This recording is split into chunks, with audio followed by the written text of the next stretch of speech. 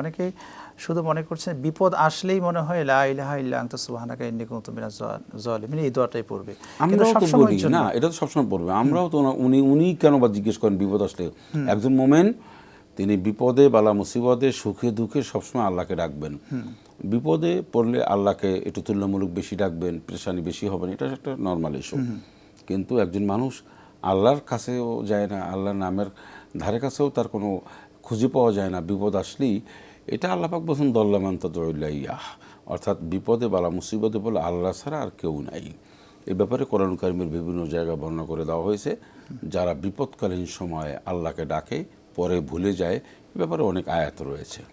আরেকটা প্রশ্ন উনি জানতে চেয়েছিলেন যে ছেলেদের এবং মেয়েদের নামাজের যে একটা বিষয়, পার্থক্যের বিষয়ে জানতে চেয়েছিলেন। মৌলিক তেমন কোনো পার্থক্য নাই।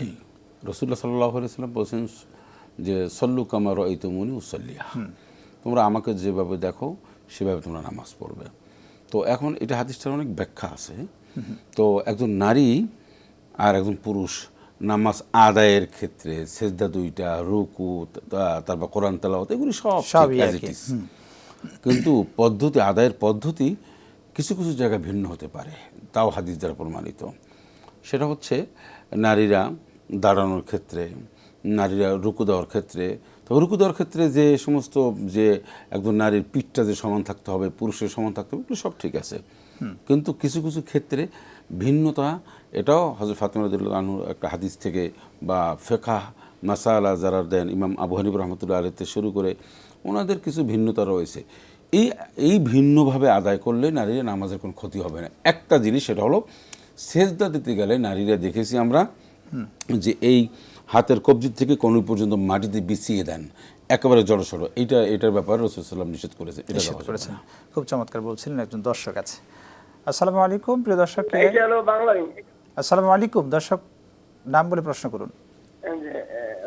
আমার নাম আব্দুল আজিজ, মাদারী থেকে। আমার দুইটা প্রশ্ন। জি।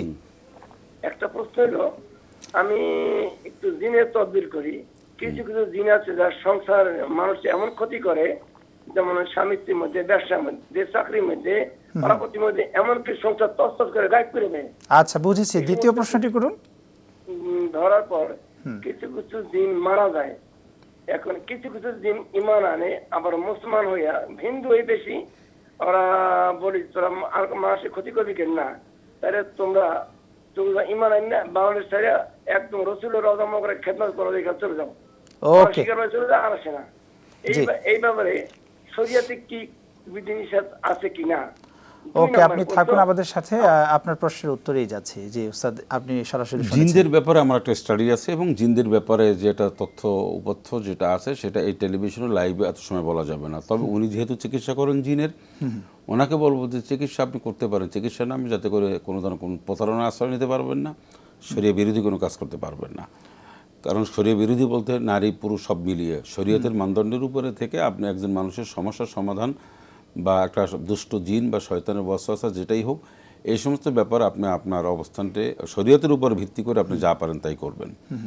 এখানে একটা রুটি রুজি আয়ের বা বিভিন্ন পলিসি যে এটা আশ্রয় গ্রহণ করে, প্রতারণা আশ্রয় গ্রহণ করে, এটা কিন্তু কোনোভাবেই কাম্য না।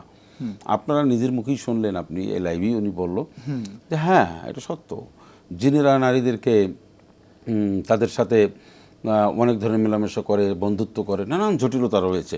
এটা সম্ভব এই জন্য তারা তো আমাদের মতনই একটা সম্প্রদায় ছিল, তাদের মধ্যে ভালো মন্দ, পীর আউলিয়া গাউস কুতুব, হাজি গাজী, তারপর হাফেজে কোরআন আলেম, মুচি চামার সন্ত্রাস সব আছে, এবং তাদের মধ্যে বেশিরভাগটা হচ্ছে তারা কালো ম্যাজিক বা কুফরি কালাম, যেটা এটাকে বেশি চর্চা করে।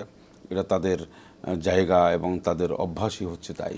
সেজন্য তো আল্লাহ রাব্বুল আলামিন উস্তাদ বলেছেন জিন এবং ইনসানের বিচার করা হবে। তার মানে জিনের, হ্যাঁ, কোরআন কারিমের মধ্যে দুটি জাতির কথা বলা হয়েছে, জিন এবং ইনসান। সেখানে সবার আগেই ম্যাক্সিমাম জায়গায় জিনদের কথা বলা হয়েছে, যে ওমা খালাকতুল জিন্না ওয়াল ইনসা ইল্লা লিয়াবুদুন, জিনের কথা আগে বলা হয়েছে। ওয়ালাকাদ যারাওনা লিজাহান্নামা কাসীরাম মিনাল জিন্নি, জাহান্নামেও জিনেরা যাবে।